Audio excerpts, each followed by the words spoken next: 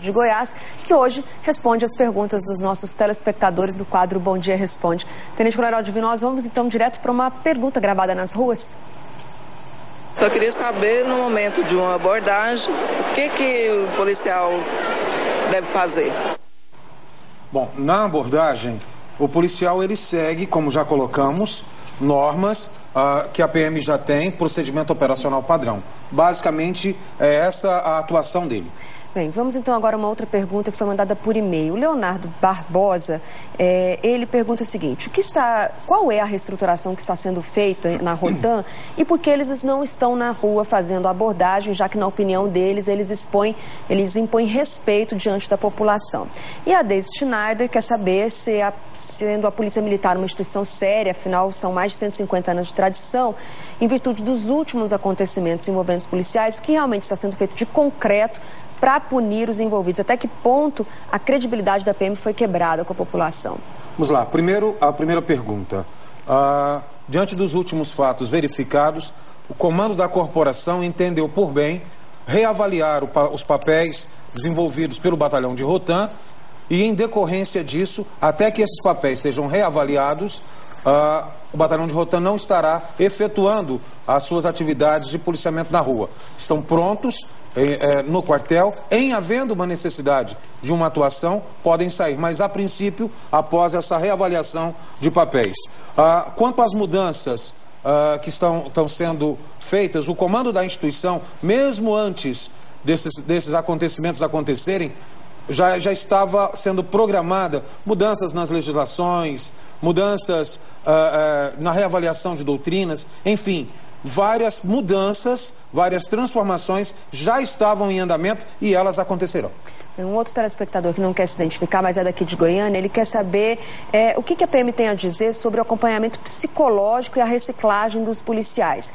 Ela conta o seguinte, que ela tem um namorado policial militar e ele está com problema de depressão e que ele aguardou quase 2 meses para ser atendido pelos psicólogos da PM e que ela acha que o comando tem que cobrar qualidade do trabalho dos policiais, mas que deve dar suporte também a esses policiais. Com certeza, e esse suporte é dado.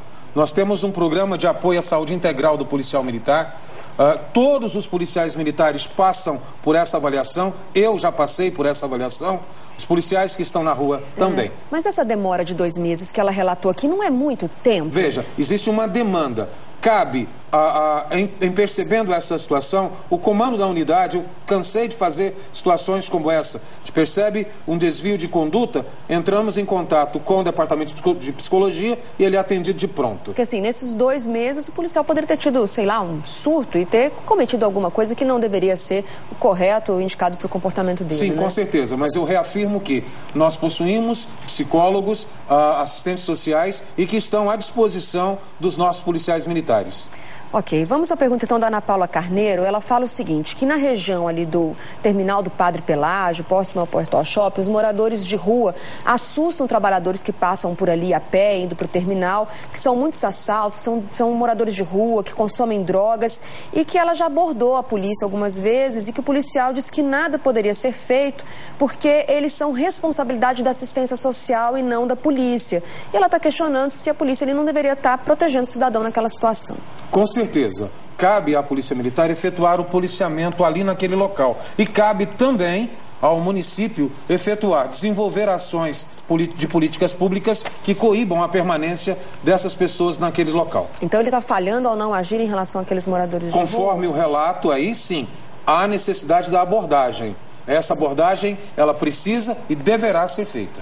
Bem, sobre a questão da Polícia Militar entrar no domicílio de um morador, o Gustavo Mendes, ele quer saber o seguinte: quando o sujeito está sob flagrante, os PMs podem entrar na casa dele mesmo sem ter mandado? E quando, por exemplo, não é uma situação de flagrante, pode entrar sem um mandado?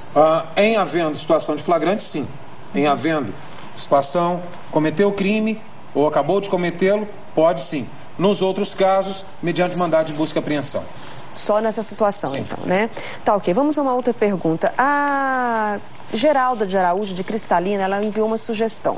Ela disse o seguinte: se os policiais não deveriam fazer um revezamento para não ficar muito tempo na mesma função, com a mesma equipe ou até mesmo na mesma cidade, porque ela acredita que isso favorece o fato dos policiais criarem intimidade com a região, às vezes com os colegas, e aí sim favorecer o surgimento de situações de corporativismo, de suborno, de abuso de poder.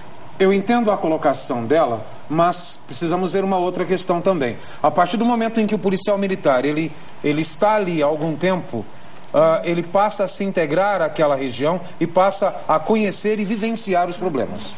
Então, precisa ser analisado com bastante cuidado a solicitação dela. O Adriano de Trindade escreveu para a gente contando o seguinte, que um relatório do Conselho de Direitos Humanos da ONU aponta a violência no Brasil como alarmante e fala que o número de assassinatos, ele até, além de assustar, ele poderia ser maior se muitas vezes os assassinatos cometidos por policiais não fossem classificados como autos de resistência. Que isso não daria carta branca aos policiais militares, às vezes, para cometer homicídios. Ele pergunta por que a polícia de Goiás não sai na frente, dando o exemplo de punir e não classificar esses assassinatos como autos de resistência. Todo desvio de conduta, toda a ação praticada por policial militar, no caso de homicídio, ele é apurado. O auto de resistência, ele é confeccionado quando o nome já diz: há resistência por parte da outra pessoa, aí nesse caso é lavrado um auto de resistência. Contrário, não. Então, para a gente encerrar, eu queria só ler aqui a mensagem do Marcelo, aqui de Goiânia, que mandou um elogio. Ele diz que vem parabenizar a atitude da polícia de investir todos os esforços no combate à violência, deixando questões menores para a polícia civil investigar, como é o caso do jogo de caça-níqueis, que ele entende realmente que sem uma investigação criteriosa não leva a nada. Ele quer saber quais são as prioridades da Polícia Militar de Goiás nesse momento, então. O policiamento ostensivo preventivo, a visibilidade operacional, proporcionar ao cidadão a sensação de segurança e a certeza de que ele pode e deve confiar na PM. Então, Tenente Coronel Divino Alves, assessor de imprensa da Polícia Militar de Goiás, muito obrigada pela sua disposição em vir aqui e responder a perguntas dos nossos telespectadores. Nós nos colocamos à disposição e, em havendo necessidade, ligue 190, que com certeza uma viatura nossa irá atendê-lo. Obrigada. E depois do intervalo, treino dos times para